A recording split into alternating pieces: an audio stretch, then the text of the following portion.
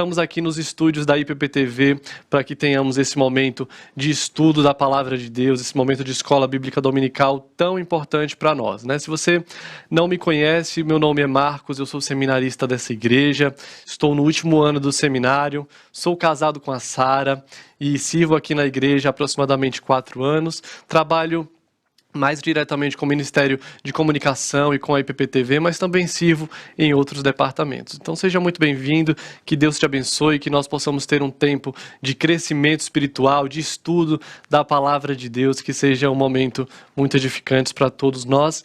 E nessa manhã eu quero compartilhar com você a verdade preciosa das Escrituras e peço que você que está aí assistindo na sua casa, abra sua Bíblia na carta de Paulo a Tito.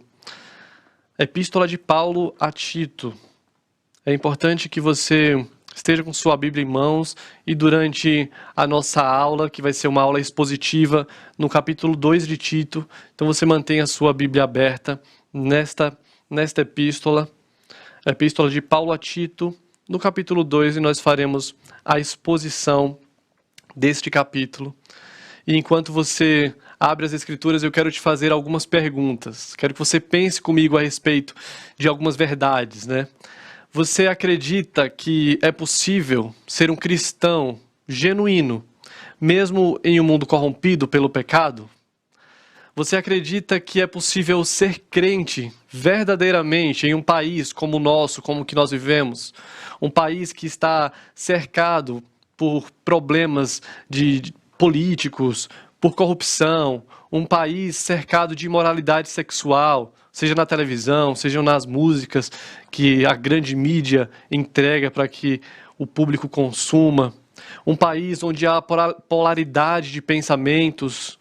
Você acredita que é possível ser cristão verdadeiramente mesmo em meio a essas circunstâncias? Quero que você pense sobre isso e nós veremos que a ilha de Creta, que é o lugar onde Tito foi enviado, vai se parecer muito com o nosso país e com vários outros países ao redor do mundo, né? Nós vamos ver aqui características daquele lugar onde pessoas estavam andando em um mundo extremamente corrompido e achando que estava tudo bem levar uma vida distante do Senhor. Nós veremos que essa ilha de Creta, esse lugar onde Paulo enviou Tito, tem coisas em que nós iremos nos identificar com o lugar em que nós estamos também, e por isso eu quero tratar com você na manhã de hoje a respeito do tema orientações para a vida cristã. Orientações para a vida cristã. Então vamos ler a Epístola de Paulo a Tito no capítulo 2, que diz assim: Tu, porém, fala o que convém à sã doutrina. Quanto aos homens idosos, que sejam temperantes, respeitáveis, sensatos, sadios na fé, no amor e na constância. Quanto às mulheres idosas, semelhantemente, que sejam sérias em seu proceder, não caluniadoras, não escravizadas a muito vinho, sejam mestras do bem, a fim de instruírem as jovens recém-casadas a amarem os seus maridos e seus filhos, a serem sensatas, honestas, boas donas de casa, bondosas, sujeitas ao marido, para que a palavra de Deus não seja difamada. E quanto aos moços, de igual modo, exorta-os para que em todas as coisas sejam criteriosos. Torna-te pessoalmente padrão de boas obras. No ensino, mostra integridade, reverência, linguagem sadia e irrepreensível, para que o adversário seja envergonhado, não tendo indignidade nenhuma que dizer a nosso respeito. E quanto aos servos, que sejam em tudo obedientes ao seu Senhor, dando-lhes motivo de satisfação. Não sejam respondões, não furtem, pelo contrário, deem prova de toda a fidelidade, a fim de ornarem em todas as coisas a doutrina de Deus, o nosso Salvador. Versículo 11 e o último que nós vamos ler. Porquanto a graça de Deus se manifestou salvadora a todos os homens. Amém. Esta é a preciosa palavra de Deus. Mantenha a sua Bíblia aberta, nós faremos o estudo destes versículos de maneira expositiva. E eu quero iniciar falando a respeito dessa carta, a respeito dessa epístola de Paulo a Tito. nós precisamos saber de que essa carta ela traz ensinos muito significativos para o nosso tempo. Ela foi escrita para aquele povo naquela época, mas é uma carta muito atual e que traz ensinos preciosos para nós hoje. Essa carta, embora traga o nome de Tito, né, não foi escrita por ele, mas foi destinada a ele, foi escrita pelo apóstolo Paulo, já no final da sua vida, para o seu então companheiro de ministério Tito. E quem era Tito? Tito, ele era alguém muito importante para Paulo. Tito era considerado um verdadeiro filho na fé. Veja comigo o capítulo 1, no verso 4, onde Paulo diz a Tito, verdadeiro filho na fé, segundo a fé comum, graça e paz da parte de Deus Pai e de Cristo Jesus, o nosso Salvador. Então Tito era alguém muito importante para Paulo, ele era considerado um verdadeiro filho na fé, era considerado também um irmão do coração. Em 2 Coríntios, Paulo traz esse adjetivo para ele. Tito também estava com Paulo em diversos outros momentos, era um companheiro aí de Paulo em sua jornada, né? Inclusive, Tito foi levado com ele para o concílio de Jerusalém. Nós temos isso registrado em Gálatas, capítulo 2, logo no verso 1. Tito era um homem que tinha aquele perfil de estar apto para tarefas difíceis. E isso é muito importante para a grande missão que Paulo iria dar a Tito aqui. Tito também ele foi o portador da segunda carta aos Coríntios, né? Ele também levou ofertas para os pobres da Judéia. E Paulo sabia de uma coisa, irmãos. Paulo sabia de que a saúde de uma igreja, ela começava com uma liderança saudável. Ela começava com homens prontos, líderes prontos e aptos para ensinar o povo de Deus. E sabendo disso, é que Paulo, e sabendo também que Tito era um bom administrador eclesiástico, é então que Paulo envia Tito para a ilha de Creta e dá a ele essa missão, né, de organizar as igrejas locais. Então a missão de Tito era colocar ordem na casa, era colocar ordem em uma igreja que estava se corrompendo moralmente e trazer de volta essa igreja, esses crentes, à pureza do Evangelho de Cristo. A missão de Tito era desvendar os olhos daqueles crentes que estavam tão imersos em sua cultura, que precisavam novamente retornar à pureza da sã doutrina. E quem eram esses cretenses, então? Esse povo que morava em Creta, né? Quem eram? Paulo diz que os próprios profetas descreviam o povo dessa maneira. Está em Tito capítulo 1, verso 12. Foi mesmo dentre eles um seu profeta que disse: cretenses, sempre mentirosos, feras terríveis, ventres preguiçosos. Era assim que os cretenses eram conhecidos, como pessoas extremamente mentirosas. Essa era a fama do povo. Eram feras malignas, eram glutões preguiçosos. E como nós brasileiros somos conhecidos, irmãos? Como é conhecido o povo brasileiro? É um povo festeiro, é um povo animado, é o país do futebol, né? Mas é também o país cheio de beberrões, né? Onde a bebida alcoólica ela é liberada, ela é celebrada. É um país do carnaval, ou seja, é um país cheio de sedução. É assim que nós somos conhecidos, né?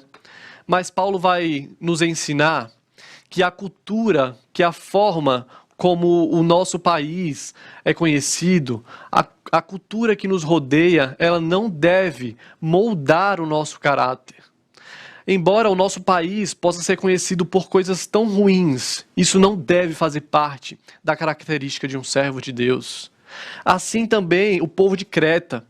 O povo era conhecido como mentiroso, mas os crentes não poderiam ser conhecidos assim. O povo de Creta, os cretenses, eram conhecidos como feras malignas, como pessoas preguiçosas, mas os cristãos, eles não poderiam ser conhecidos dessa maneira. E nós também, irmãos, como brasileiros, precisamos ser conhecidos de uma outra forma. Para completar, Paulo também diz que dentro da igreja de Creta, haviam pessoas insubordinadas, ou seja, pessoas dentro da igreja que não se submetiam à sua liderança. Existiam também caluniadores, pessoas que falavam o que queriam, pessoas que não mediam as suas palavras, que estavam dentro da igreja professando mentiras, caluniando entre eles. Existiam também muitos enganadores, falsos profetas que estavam deturpando doutrinas, que estavam enganando famílias inteiras. É isso que ele fala no capítulo 1, no verso 10, porque existem muitos insubordinados, pauradores frívolos e enganadores, especialmente os da circuncisão. E Paulo diz que tudo isso é feito por ganância. No verso 11 do capítulo 1 ele diz isso. E Paulo não diz, olha Tito, essas pessoas são consideradas assim por causa da sua cultura, então está tudo bem, nós vamos deixá-la assim. Se os cretenses são considerados como mentirosos, está tudo bem a igreja, os crentes na igreja também mentirem. Não, não é isso que Paulo fala. Pelo contrário, Paulo fala a Tito que é preciso fazê-los calar. É preciso calar esse povo. É preciso calar os mentirosos. É preciso que a igreja tenha uma postura diferente. Nós precisamos combater esse pecado. Mesmo que o país inteiro seja conhecido de uma forma, nós precisamos combater o pecado cultural e a igreja precisa ser conhecida de uma outra maneira. Essa é a missão de Tito. E quando eu falo que nós poderíamos nos identificar com o povo de Creta, né, justamente por causa disso, porque muitas vezes a realidade, não só do Brasil, mas de muitos outros países, né, faz justificar o nosso pecado. Nós somos assim porque o nosso país é assim, o nosso povo é assim, nós somos ensinados assim, nós crescemos em meio a isso e por isso agimos dessa maneira. E outras identificações acontecem, irmãos, porque lá em Creta, muitos falsos profetas estavam enganando as pessoas por ganância. E na igreja evangélica, infelizmente, nós temos visto muitos falsos profetas se levantarem para enganar pessoas, deturpam o evangelho, deturpam a palavra de Deus e trazem ensinamentos falsos, a fim de ganhar dinheiro, a fim de enganar fiéis. Quantos falsos profetas têm enganado famílias inteiras também, assim como estavam enganando as famílias de Creta? Quantos falsos profetas ainda no nosso tempo têm levado tantas pessoas através de um falso ensino, de um falso engano? Assim também, irmãos, quantas pessoas que nós conhecemos estão próximas a nós, e talvez até você mesmo que está assistindo essa aula, possa estar se adequando à sua cultura, se adequando a uma cultura pecaminosa, sob a justificativa de que essa é nossa brasilidade. Eu sou crente, mas tudo bem as fotos do Instagram serem sensuais porque é a minha brasilidade. Eu sou cristão, mas o meu Instagram diz outra coisa. As minhas fotos dizem outras coisas. Porque essa é a brasilidade, esse é o meu país, é um país alegre, é um país festeiro, é um país sedutor. Mas, irmãos, Paulo vai nos dizer que a cultura, ela não é desculpa para o pecado do povo. Ele vai dizer que isso não é motivo para nós não combatermos esses pecados. E aí, Paulo tem a preocupação de tratar a respeito dessas coisas. E antes de exortar tudo o que está acontecendo no mundo lá fora, ele se preocupa em exortar o que tem acontecido dentro da igreja. Ele se preocupa em prestar atenção aos pecados internos que estão acontecendo ali em Creta. Questões que estavam dentro da igreja. E é interessante que isso é muito comum nas cartas de Paulo, né? Ele primariamente aponta os pecados não da sociedade, mas da igreja. Nós precisamos nos santificar, nos purificar, ser um povo de atitudes diferentes. E ele diz nesse verso 11, então, qual é a missão de Tito em Creta?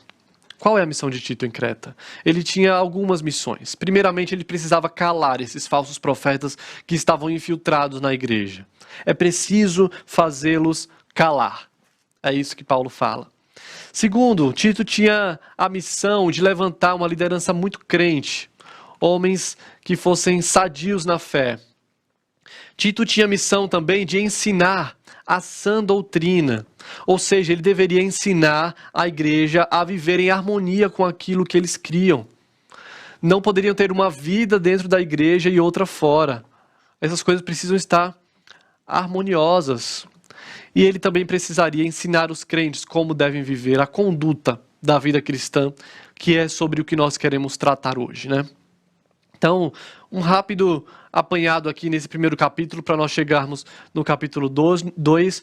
No primeiro capítulo, Paulo traz instruções de como deveriam ser os líderes, qual o perfil que os líderes que Tito iria levantar ali em Creta precisavam ter. Eles precisariam ser homens irrepreensíveis, ou seja, homens que fossem apegados à palavra de Deus, que tivessem uma vida de santidade. A igreja precisava de líderes sadios e precisa ainda hoje. Precisariam ser homens capazes de corrigir os grandes erros doutrinários que estavam acontecendo ali. Como eu falei, haviam falsos profetas enganando casas inteiras, famílias inteiras. Muitas pessoas estavam sendo levadas ao falso ensino e era preciso, então, que a liderança fosse capaz de corrigir esses erros doutrinários. E essa é a missão de Tito. Então, o segundo capítulo, que é o que nós vamos tratar na aula de hoje, inicia exatamente dessa maneira, né? Tu, porém. É assim que se inicia a fala de Paulo, né? Tu, porém, fala o que convém à sã doutrina. E eu acho muito interessante esse tu, porém. É como se Paulo estivesse dizendo a Tito o seguinte: para você, Tito, a recomendação é diferente. Existem homens ensinando falsas doutrinas na igreja. Tu, porém, precisa ir na contramão disso. Tu, porém, precisa ensinar coisas completamente diferentes das que têm sido ensinadas aqui. Tu, porém, Tito, precisa fazer algo diferente. Tu, porém, precisa seguir a linha oposta a que os falsos profetas têm seguido. Tu, porém, verso 1 do capítulo 2, fala o que convém à sã doutrina. E eu acho muito interessante o termo sã doutrina. Talvez seja um termo conhecido de você aí de casa. Sã doutrina. Nós temos até um programa aqui na IPPTV, né, com o pastor Nilson, chamado Sã Doutrina. Porque a igreja de Pinheiros, a igreja presbiteriana, crê que a doutrina é algo importante para a formação da nossa cosmovisão, para o nosso entendimento bíblico. É importante a sã doutrina. Ou seja, uma doutrina saudável, sã. E aqui está o contraste, porque quando um falso mestre traz um falso ensino, esse ensino é doentio para o povo. E meus irmãos, como falsos ensinos adoecem as pessoas. Nós temos visto e recebido muitos irmãos de outras igrejas que têm chegado aqui feridos, tristes com o que viveram em outras igrejas, tristes com falsos ensinos, com falsos mestres, tristes por terem sido enganados por pessoas que estavam com seus olhos voltados ao dinheiro, homens gananciosos como os que haviam em Creta.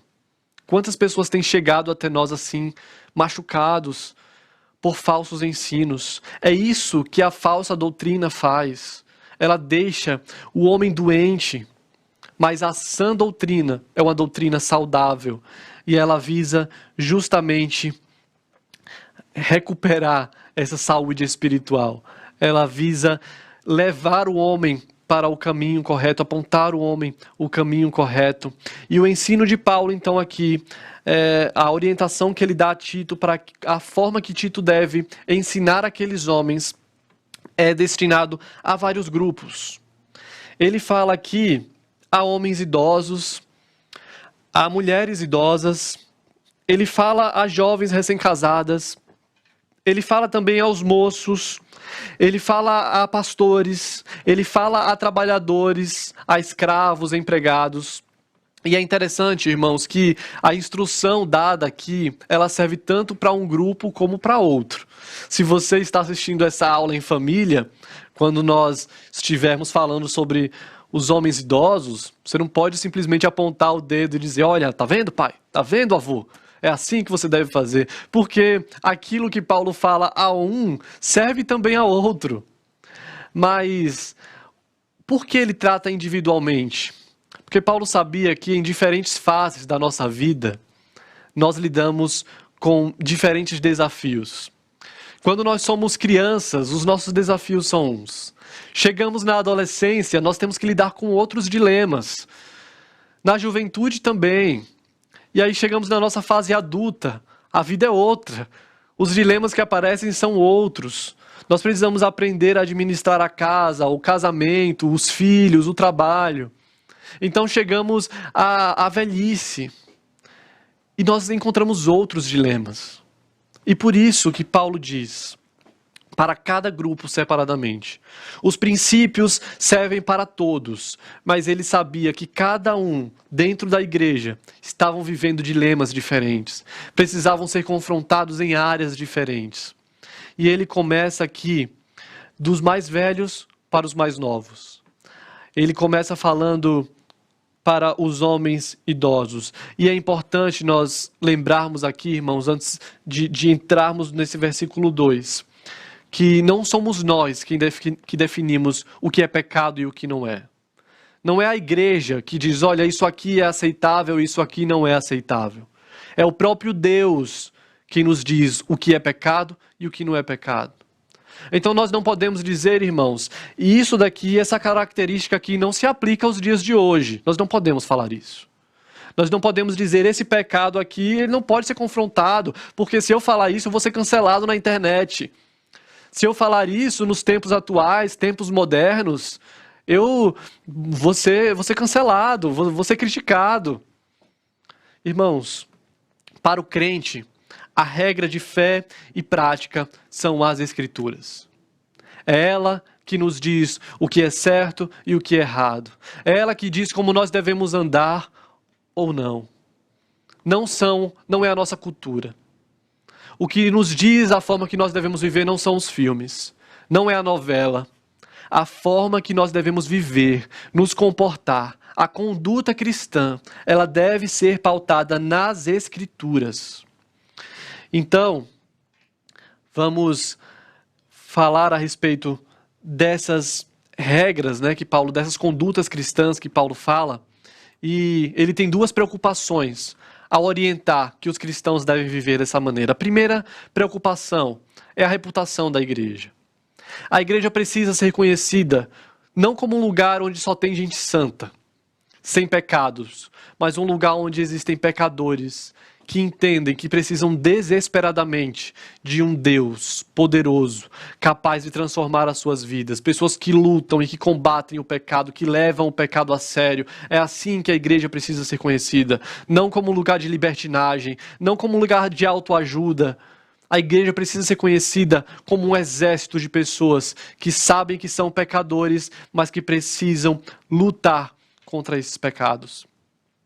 Outra preocupação de Paulo, além da reputação da igreja, é também o avanço do evangelho em um mundo com a moralidade completamente corrompida.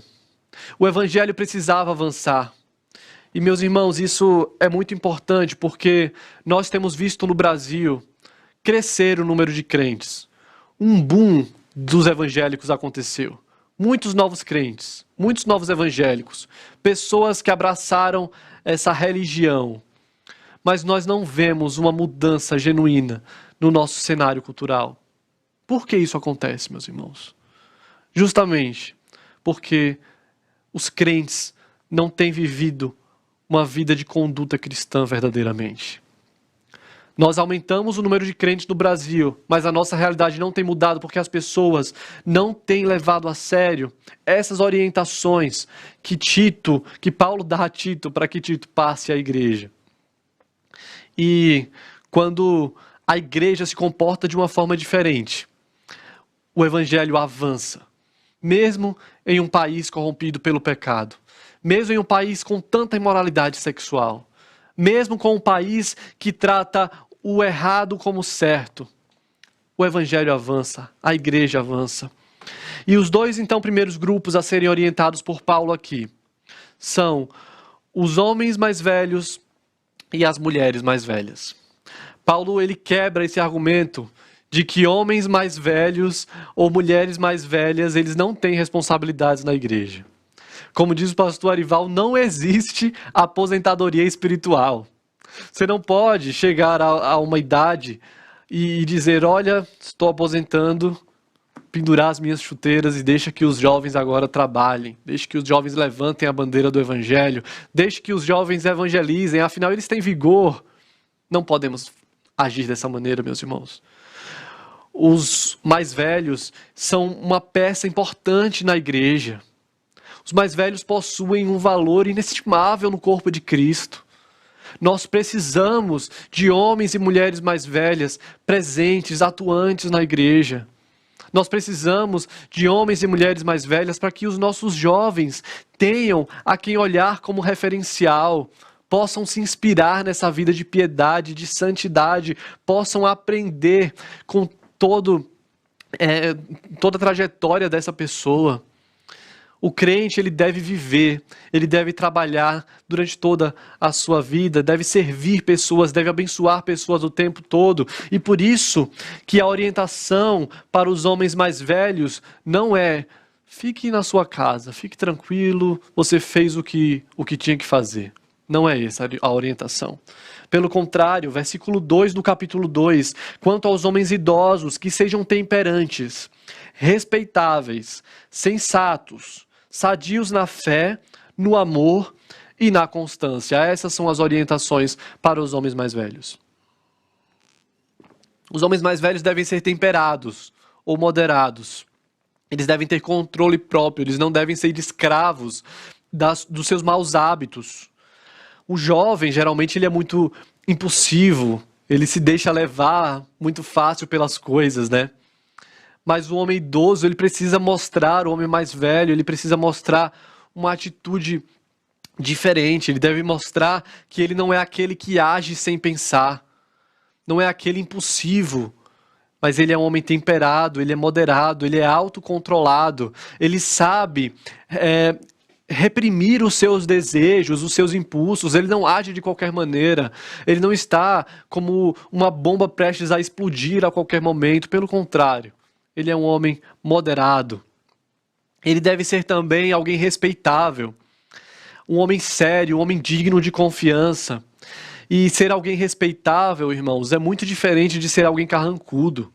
Às vezes nós achamos que devemos respeitar, que respeitável é aquele homem que chega e bota medo em todo mundo onde ele chega.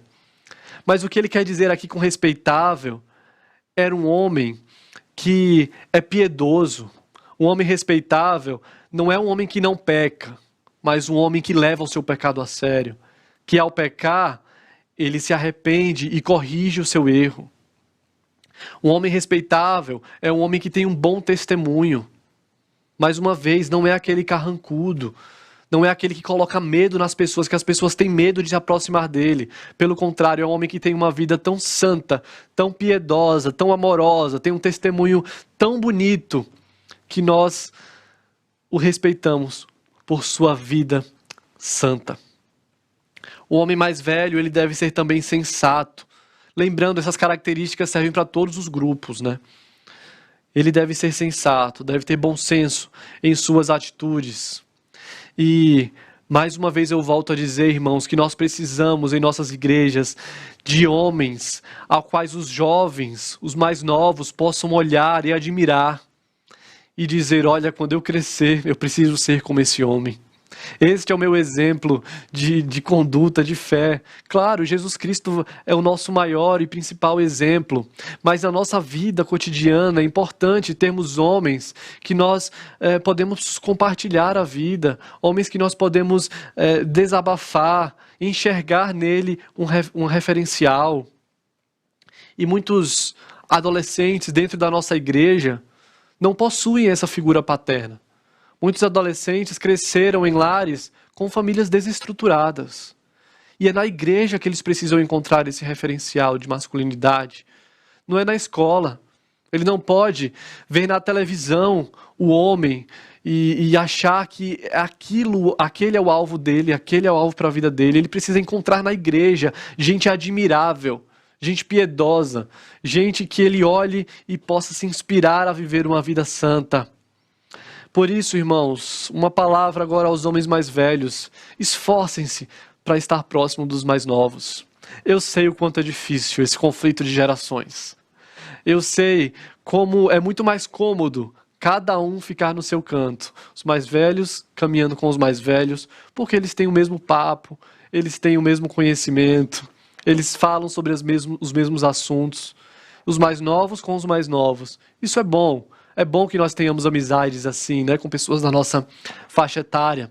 Mas é importante também que a igreja como corpo esteja unida. É importante que os mais velhos se esforcem para entrar nesse mundo bagunçado, confuso e diferente dos mais novos. Eu sei que isso vai exigir muito esforço, meus irmãos, mas é importante que isso aconteça. E é importante também agora uma palavra para os nossos adolescentes. É importante que vocês, da mesma forma, se esforcem para se aproximar dos homens mais velhos, entendendo que a visão de mundo deles é diferente da sua. Entendendo que talvez ele não use a roupa da moda, a roupa que você gosta, mas ele tem algo a ensinar, ele tem algo a te edificar, a te abençoar. E a igreja ganha muito quando há esse envolvimento entre gerações. Mais que isso, irmãos, o homem mais velho, ele não deve ser apenas temperante e respeitável, mas ele deve ser também sensato e sadio na fé, no amor e na constância. Irmãos, essa tríade aí de saúde na fé, amor e constância, ela está muito ligada à maturidade cristã. Os homens mais velhos precisam demonstrar essa maturidade cristã. Eles precisam exercer a fé, ou seja, eles precisam ter um relacionamento pessoal com Deus. Eles precisam também demonstrar amor, ou seja, fé para com Deus, amor para com as pessoas. Precisa ser alguém amável. Ele precisa ter constância, ou seja, ainda que eu ame as pessoas, ainda que eu ame um jovem, ele não me ame de volta, eu preciso ser constante naquilo. Eu preciso ser constante, porque eu acho muito interessante essa ordem de Paulo a Tito, né, para que ele oriente os homens mais velhos a serem constantes, porque muitas vezes, irmãos, a idade chega e o desencorajamento chega com ela. A idade chega e nós ficamos desencorajados, desmotivados, mas Paulo diz que os homens mais velhos devem lutar contra isso. Devem lutar contra esse desânimo, não desanimar, seja um exemplo dessas virtudes, um exemplo de fé, um exemplo de amor e um exemplo de constância. Ou seja, não desista, seja constante. E a igreja é muito abençoada quando homens maduros agem dessa maneira. E no verso 3 do capítulo 2, ele vai falar agora para as mulheres mais velhas. E ele diz, quanto às mulheres idosas, semelhantemente. Ou seja, tudo aquilo que eu falei para os homens mais velhos também aplica-se a vocês, mulheres mais velhas. Sejam, semelhantemente, sejam sérias em seu proceder. Não caluniadoras, não escravizadas a muito vinho, sejam mestres do bem, mestras do bem. E a primeira característica é que essas mulheres devem ser sérias em seu proceder. Ou seja, elas devem ter uma vida de santidade. O seu comportamento, a sua postura externa, o seu proceder precisa mostrar aquilo que ela é internamente. Não adianta você levar muito a sério a palavra de Deus, mas você não externalizar isso. As mulheres à sua volta estão te observando e você precisa demonstrar essa vida de santidade, essa postura diferenciada. Uma mulher cristã madura, ela deve demonstrar a santidade de um coração que está perto de Deus. Essa deve ser a postura da mulher mais velha. Ela deve ser também não caluniadora. E, irmãos, eu sei que esse também é um outro ponto que quanto mais tempo nós temos disponível, mais nós somos tentados a falar coisas que não devemos. Às vezes, quando nós estamos ocupados demais, nós ainda assim falamos uma fofoca, falamos algo que desagrada, mas quando nós não estamos trabalhando para as aposentadas, né? Quando nós temos mais tempo livre, essa tentação é ainda maior. Por isso Paulo dirige essa ordem para as mulheres mais velhas. Ele diz, olha, não sejam caluniadoras, tenham controle da sua língua. Não façam comentários maliciosos, não façam fofoca, não falem coisas que tragam inimizade ao corpo de Cristo. Não faça isso. Provérbios 12:18 diz que há palavras que ferem como espada, mas a língua dos sábios traz a cura. Mulher mais velha, todos os crentes precisam tomar cuidado com isso, mas aqui a orientação está especificamente para as mulheres mais velhas. Tenham cuidado, tenham controle com a sua língua. Utilize bem o seu tempo. Se você tem um tempo disponível, se você está aposentada e tem um tempo disponível, use a sua boca, use os seus lábios para trazer palavras de cura, de bênção, de salvação. E ele continua dizendo, não sejam escravas da bebida ou do alcoolismo. Aqui está muito relacionado a ter controle dos seus apetites e dos seus propósitos. Seja alguém que tem esse domínio próprio, semelhantemente à ordem que ele deu aos homens. Sejam também mestras do bem, ou seja, sejam um exemplo de piedade. Sejam aquelas mulheres que são capazes de encorajar a outras, capazes de dar bons conselhos a outras.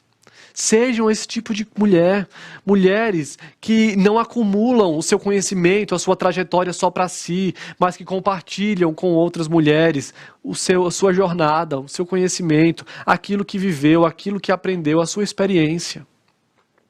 E é uma bênção, irmãos, ter na igreja mulheres assim.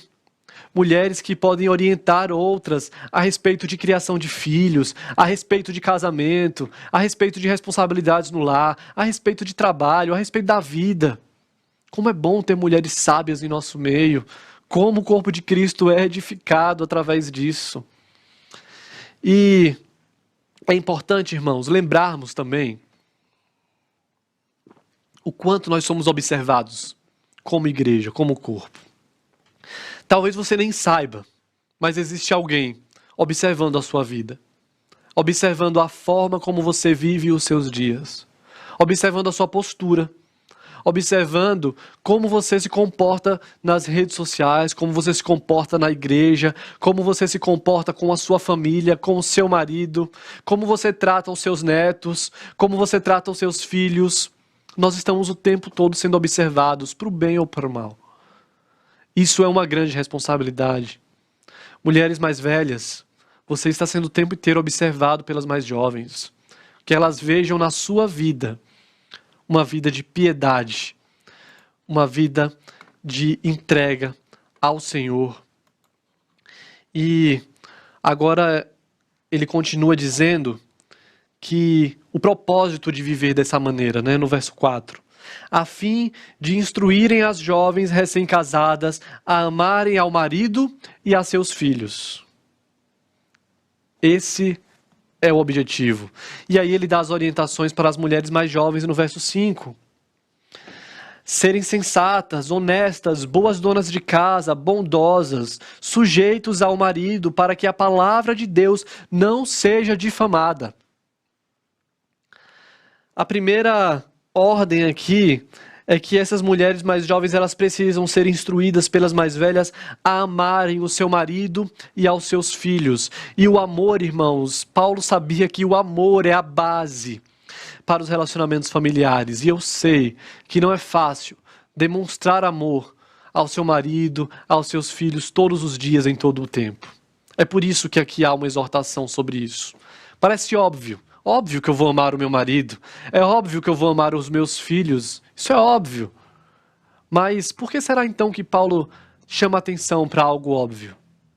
Porque, irmãos, nos dias estressantes, nos dias em que você acorda mal-humorado, nos dias em que alguma coisa sai do seu controle, que algo que você esperava não sai do jeito que você queria, quando algo sai da nossa rotina, ou quando nós estamos simplesmente cansados, tivemos uma noite não muito boa de sono, ainda nesses momentos, nós devemos demonstrar amor com a nossa família. Ainda nesses momentos é preciso amar o seu marido e os seus filhos. Nós não podemos colocar a nossa falta de amor em circunstâncias externas e dizer, olha, eu não demonstro amor porque o meu marido não demonstra também. Eu não demonstro amor porque o meu marido não é amoroso, não é romântico, por isso que eu não demonstro amor. Eu não demonstro amor porque o meu marido me irrita demais. Não demonstro amor para o meu filho porque ele é muito danado. Você não conhece meu filho, Marcos. Ele é muito danado. Eu não demonstro amor porque a minha TPM, ela é diferente, ela é anormal e me deixa muito irritada. Irmãos, nós não podemos colocar a falta de amor, a culpa da nossa falta de amor em circunstâncias externas. Esse é um pecado que deve ser confrontado.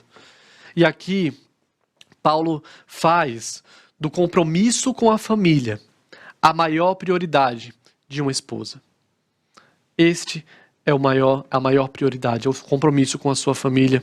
E essa orientação, ela ganha ainda mais importância, porque vocês lembram que no começo da aula eu falei que falsos profetas estavam destruindo famílias inteiras, estavam levando casas inteiras a um falso ensino.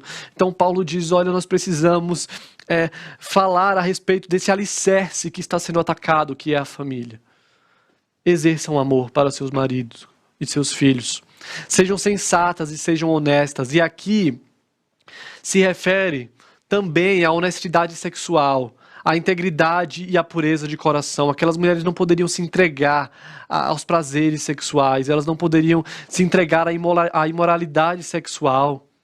Era preciso ter sensatez. Irmãos, como nós temos sido tentados nos nossos dias a não ter essa sensatez. Mulheres, como uma palavra, uma ideologia diabólica tem sido apresentada para a nossa geração. E como muitas mulheres têm caído nesse papo de que você é livre e pode usar a roupa que você quiser. De que você é livre e pode sensualizar. Meus irmãos, mas lembre do que eu falei. Não somos nós, não sou eu que digo o que é certo e o que é errado, o que é pecado e o que não é pecado. São as Escrituras que devem nos moldar, que devem nos direcionar. E o mundo vai dizer que você, mulher, pode sensualizar porque o corpo é seu. Mas a Bíblia diz que o seu corpo é templo do Espírito Santo.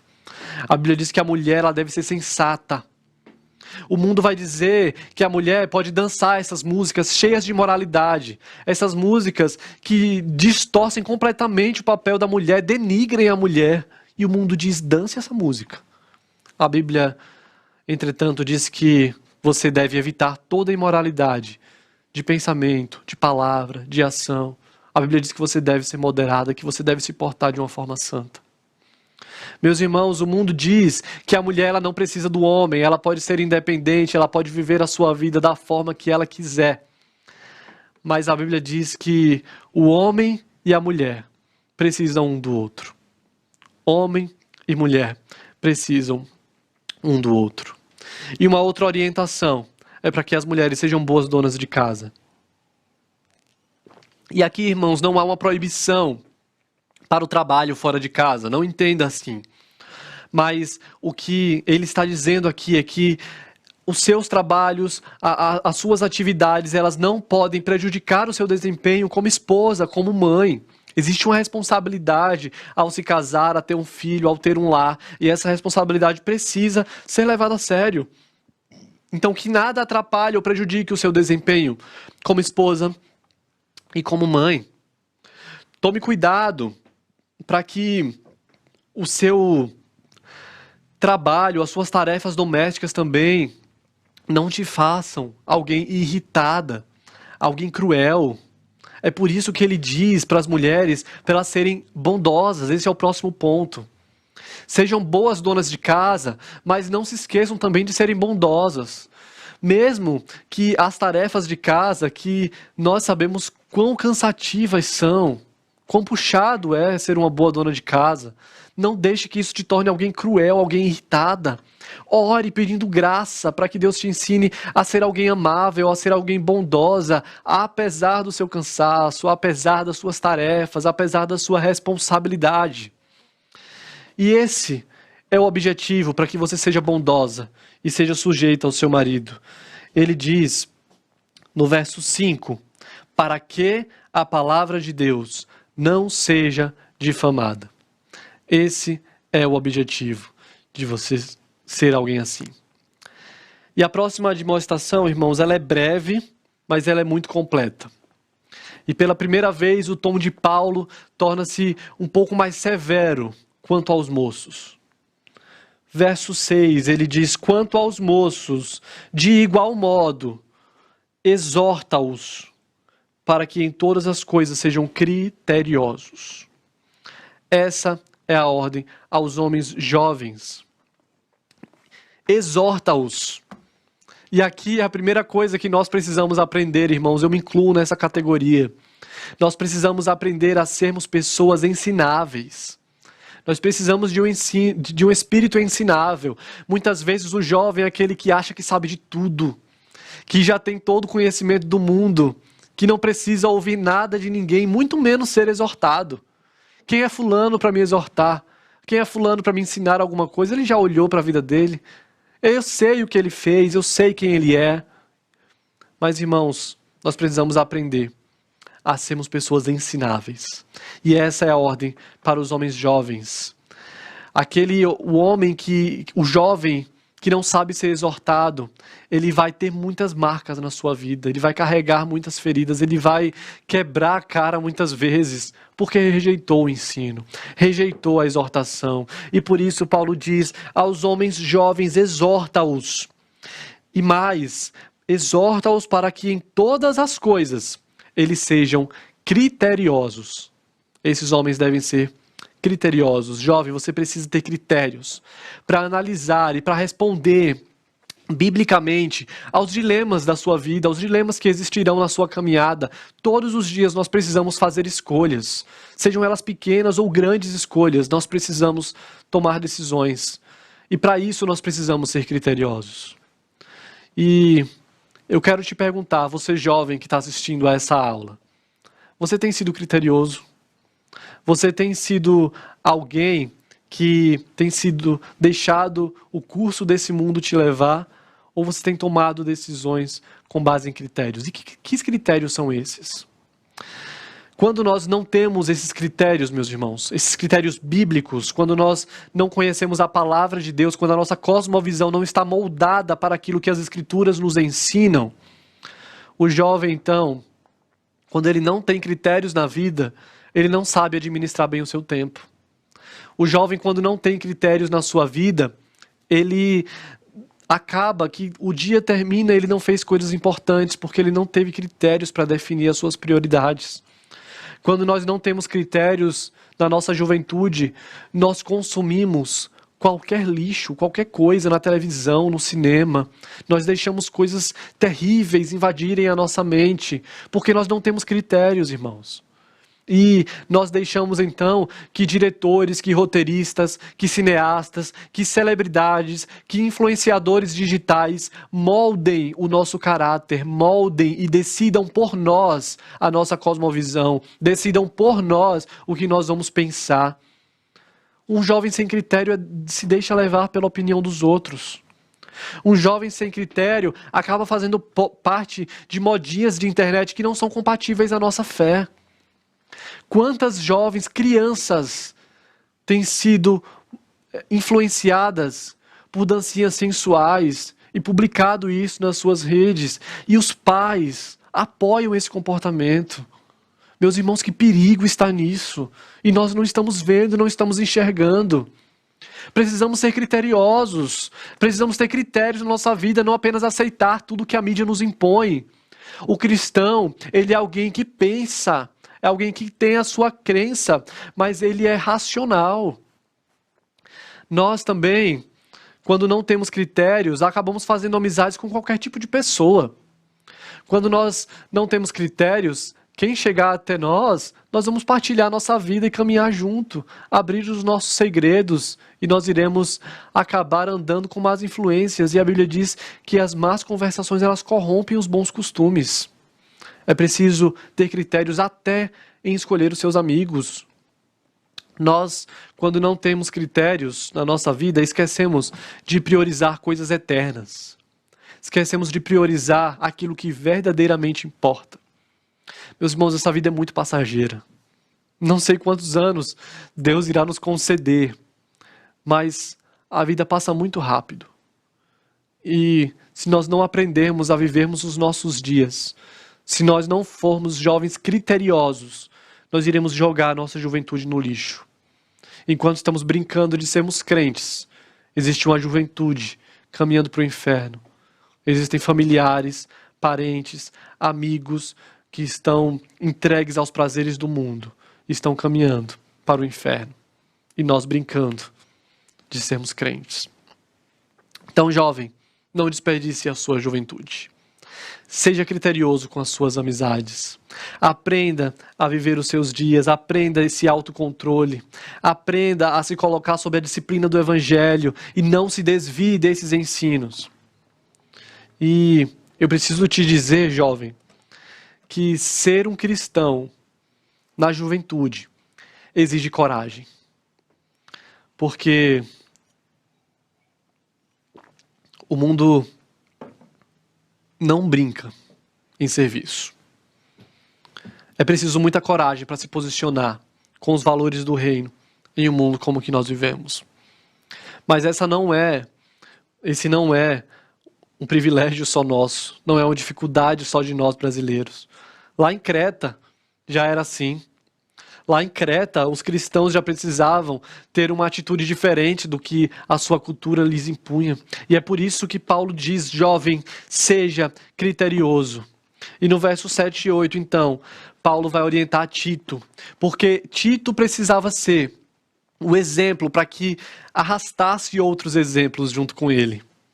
E aí ele diz, Tito, torna-te pessoalmente padrão de boas obras.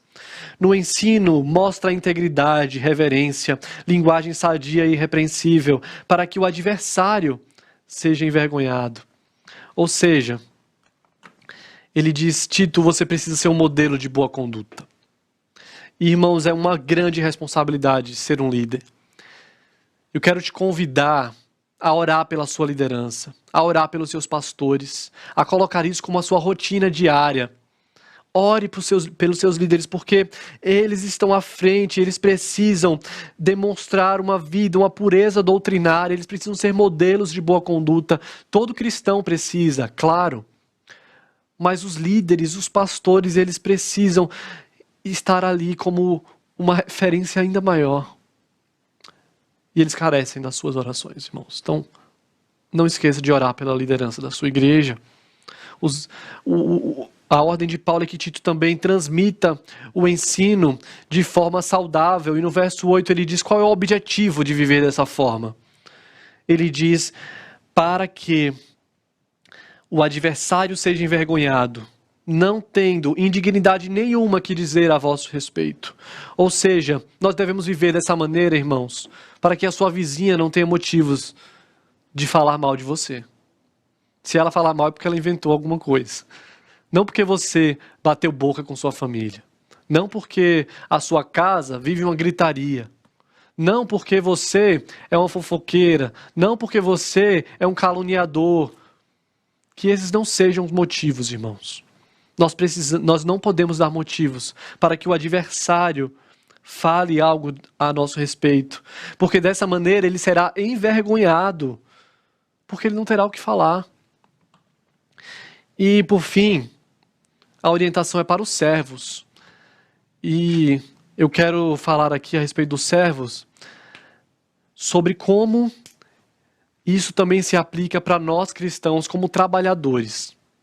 Naquela época havia o regime de escravidão e Paulo não está aqui incentivando a prática da escravidão, muito menos está ignorando o fato de que senhor e escravo cristão são iguais aos olhos de Deus. Ele não está ignorando esse fato, mas o que ele quer enfatizar é que o comportamento obediente daquele escravo, ele poderia tornar a mensagem do evangelho mais visível para o seu senhor.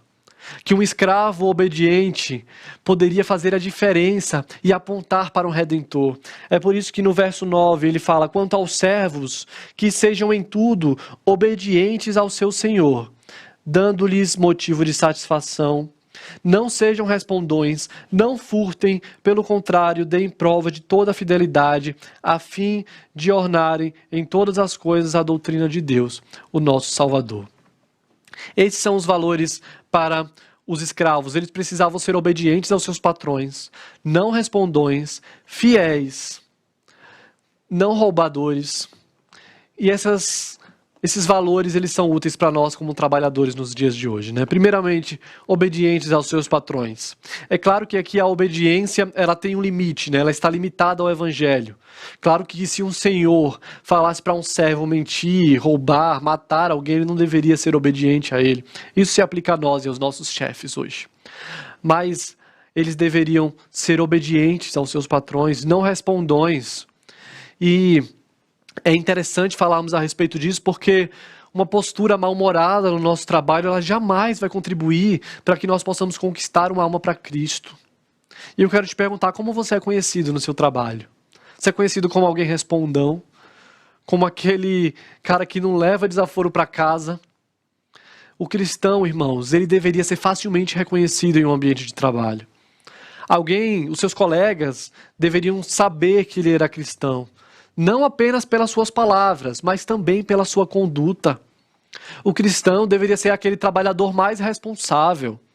O cristão deveria ser aquele trabalhador mais pontual. O cristão deveria ser aquele trabalhador mais disposto, que não fica enrolando, que não fica se escondendo para não trabalhar. O cristão deveria ser aquele trabalhador mais feliz, porque nele habita o Espírito Santo, ele tem algo que todos os seus colegas não possuem. E o cristão deveria ser facilmente identificado nesse ambiente de trabalho, se vivesse de maneira digna do Evangelho. E ele dá outra orientação: sejam fiéis, não roubem os seus senhores. Era muito comum naquela época que quando um senhor ele dava as costas e ia fazer alguma coisa, o escravo cometia pequenos furtos ali. E por isso, Paulo diz, não roubem, sejam fiéis, sejam pessoas de confiança dos seus patrões. Irmãos, isso nos ensina de que a obediência, a alegria, a integridade, fidelidade deveriam ser parte da vida do trabalhador cristão. Deveriam estar na nossa identidade. E no verso seguinte, Tito capítulo 2, no verso 11, ele fala: porquanto a graça de Deus se manifestou salvadora a todos os homens. E nós podemos dizer, olha só que palavra de encorajamento aos escravos, né? Eles também são alvos da graça de Deus. Mas, na verdade, irmãos, nesse contexto aqui, essa palavra é mais uma exortação a eles do que um encorajamento, porque ele está dizendo, olha, escravo, você é crente, e o seu senhor, ele pode estar, o seu chefe, pode estar trazendo para você um trabalho muito pesado, muito árduo, mas ele também pode ser alvo da graça de Deus. Você pode ser um cristão salvo e muitas vezes se comportar dessa forma e dizer, olha, meu chefe não merece essa graça. Você não sabe quem é meu chefe. Ele é a pessoa mais terrível que eu conheço na minha vida. Graças a Deus não é o meu caso. Mas talvez você tenha pensado isso e se negado a falar do evangelho para o seu chefe porque você guarda esse rancor. Então, irmãos, nesse contexto aqui, essas palavras serviam para encorajar os escravos e lembrar a eles que até os superiores da sociedade, até os senhores, até aqueles que eles não tinham tanto apreço, que guardavam mágoa, ódio, rancor, eles também poderiam ser alvos da graça de Deus e por isso eles deveriam viver uma vida santa, uma conduta cristã. E é assim que eu e você precisamos viver, irmãos. Assim deve ser a nossa vida precisa ser uma declaração do Deus a quem servimos. Mais uma vez, eu quero te perguntar, por que você acha que nós temos tantos evangélicos no Brasil e estamos vivendo uma sociedade tão corrompida? Talvez nós não estamos levando esses princípios que estudamos nessa manhã a sério. Eu quero concluir falando sobre a fonte de todas as virtudes que nós vimos até aqui. Por que será que eu devo ser temperante? Por que será que eu devo ser respeitável, ser sensato? Porque eu não posso ser fofoqueiro? Porque eu devo controlar a minha língua? Porque eu preciso ser alguém sadio na fé, sadio no amor? Porque eu devo ser alguém constante? Porque eu não devo deixar que a idade me desanime? Porque eu devo amar o meu marido? Porque eu devo amar o meu filho? Porque eu devo me comportar dessa maneira? Porque eu não devo ser escravo do vinho? Porque eu não devo ser um caluniador? Porque eu devo ser honesto? Porque eu devo ser bondoso, mesmo quando as pessoas são maldosas para comigo? Por quê? Porque eu devo ser um jovem criterioso? Qual é a fonte de todas essas virtudes? Leia comigo novamente o verso 11. Porquanto a graça de Deus se manifestou salvadora a todos os homens. Meus irmãos, a graça de Deus se manifestou. É por causa da graça de Deus que nós devemos viver dessa maneira. Quando essa graça se manifestou? Quando Jesus nasceu. A graça se manifestou quando dos lábios de Jesus saíram palavras de vida. Quando dos lábios de Jesus saíram palavras de salvação. A graça se manifestou, meus irmãos, quando ele curou os enfermos. A graça ela se manifestou quando ele limpou os leprosos que eram excluídos da sociedade. A graça se manifestou quando o Senhor Jesus expulsou demônios. A graça se manifestou quando ele curou enfermos, quando ele fez ressuscitar os mortos. A graça se manifestou quando o Senhor Jesus Cristo sofreu pelos pecados dos homens. A graça se manifestou quando ele deu a vida por suas ovelhas. A graça se manifestou, meus irmãos, em Jesus. Ele ressuscitou e o sol da justiça raiou. Foi a graça. Foi aí que a graça ela se manifestou e se tornou salvadora. E agora eu e você temos paz com Deus. É a graça do Senhor, é a graça de Deus em Cristo Jesus que nos permite viver dessa maneira, que nos permite ter uma conduta santa. É a graça de Deus em Cristo Jesus que salva homens como eu e você, homens que merecem o castigo. É a graça de Jesus. É pela graça de Deus que aquele homem mais velho, que era iracundo, que era raivoso, que vivia com a cara fechada, agora pode viver de uma maneira bondosa, de uma maneira amorosa. É por causa da graça de Deus que aquela senhora mais velha, que gostava de fofocar, de caluniar, de falar mal da vida dos outros, agora consegue domar a sua língua. É por causa da graça de Deus que aquele trabalhador que era desonesto, agora pode ser alguém honesto.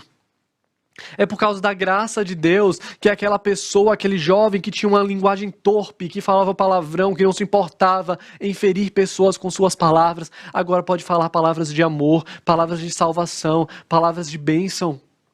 É por causa da graça de Deus que se manifestou que aquela moça que era conhecida por ser alguém extremamente sensual, uma mulher cheia de sensualidade, que provocava homens, agora pode ser conhecida como uma mulher santa, pura, cheia do Espírito Santo de Deus. É porque a misericórdia do Senhor, a graça do Senhor se manifestou, que aquelas pessoas que tinham um casamento cheio de contenda, cheio de confusão, agora podem experimentar a paz no seu lar. É por causa da graça, é porque a graça se manifestou. É pela graça que homens mais velhos, mulheres mais velhas, jovens, moças, casadas, solteiras, homens, crianças, adolescentes, jovens, podem e devem viver de maneira digna do Evangelho. É porque a graça se manifestou salvadora a todos os homens. E nós devemos viver dessa maneira, motivados pelo exemplo de Cristo Jesus, meus irmãos. E tendo sempre como alvo a glória desse Deus. Esse comportamento aqui, ele não deve ser exercido apenas pelas pessoas em Creta, apenas as pessoas que viveram a época de Tito. São ensinamentos, ordens, posturas, condutas para a vida cristã naquele tempo, hoje e em todos os tempos, em todos os lugares do mundo, para todas as pessoas. Essa é a vontade de Deus para esse povo, para o seu povo. Essa é a vontade de Deus. E nesse novo ano que se inicia, meus irmãos, se você, fazendo uma análise da sua própria vida, está dizendo: eu estou muito distante disso. Eu não tenho vivido dessa maneira. Eu não tenho apontado para esse Criador, para esse Redentor, para esse Salvador. Lembre-se da graça de Deus. Ela se manifestou. por isso você pode experimentar de um novo nascimento, é por isso que você pode deixar para trás o velho homem e ser uma nova criatura. Eu e você podemos experimentar essa renovação, porque em Cristo nós somos novas criaturas.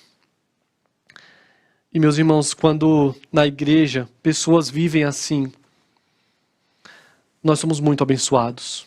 A vida dessas pessoas se entrelaçam e um influencia o outro. E essas vidas apontam para esse Deus, para essa graça manifestada, para essa graça salvadora. Quero te convidar para encerrarmos a nossa aula de hoje com uma oração. Te agradecer porque você acompanhou essa aula, ficou conosco aqui, mesmo nós não estando no templo, né, feito algo um pouco diferente hoje.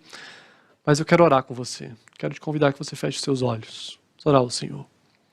Grandioso Deus, nós reconhecemos que nós somos pecadores, Pai. E nós pedimos perdão por vivermos muitas vezes uma vida distante do Evangelho, distante desses princípios, dessas condutas cristãs que o Senhor ordenou para o seu povo. Tem misericórdia de nós, Pai.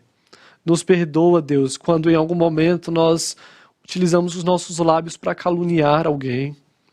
Tem misericórdia de nós quando em algum momento nós deixamos de demonstrar amor para com a nossa família, para com o próximo, até para com o desconhecido, Deus. Tem misericórdia de nós, Pai, quando em algum momento da nossa vida nós não fomos o melhor exemplo de trabalhadores no nosso emprego.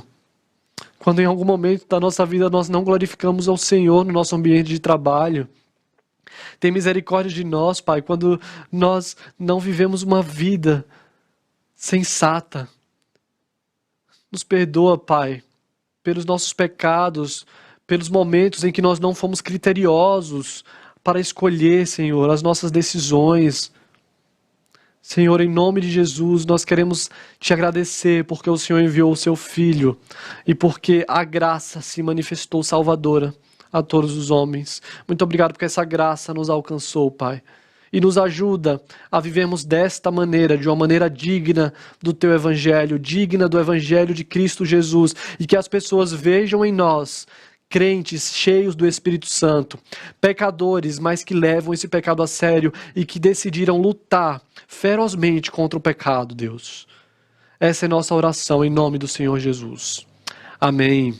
Amém. Eu quero te agradecer mais uma vez pela sua companhia e agora nós teremos o nosso intervalo literário Hebron, estaremos ao vivo lá da igreja junto com o Roberto Quirino. Mais tarde nós teremos também o nosso culto das 11 horas e nós temos um novo horário de culto hoje. Nós teremos o culto às 16 e teremos um outro culto às 17. Então, e o culto da noite também às 19. Quero te convidar a acompanhar conosco as nossas transmissões. Que Deus muito te abençoe e até uma próxima.